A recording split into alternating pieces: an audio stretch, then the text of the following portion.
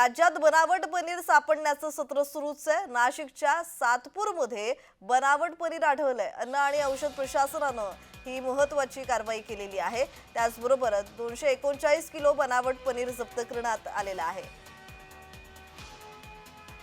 विक्रीसाठी आलेलं 48,000चं पनीर जप्त करत ही कारवाई करण्यात आलेली आहे। हे पनीर नष्ट करण्यात आलेलं आहे। राज्यात बनावट पनीर सापडण्याचं सत्र सुरूच आहे। नाशिकच्या सातपूरमध्ये बनावट पनीर आढळलंय। अन्न आणि औषध प्रशासन विभागानं ही महत्त्वाची कारवाई केली आहे। 239 किलो बनावट पनीर जप्त करून नष्ट करण्यात आलेलं आहे। सर्वसामान्यांच्या जीवाशी खेळ सुरू असल्याचं पाहायला मिळत आहे। विक्रीसाठी आलेलं 48,000चं पनीर जप्त करत ही महत्त्वाची कारवाई करण्यात आली आहे।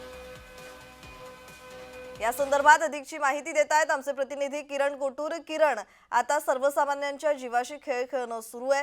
राज्यात बनावट पनीर सापडण्याचं सत्र सुरूच आहे। नाशिकमध्ये सुद्धा ही महत्त्वाची कारवाई करण्यात आली आहे। या संदर्भात अधिकची माहिती।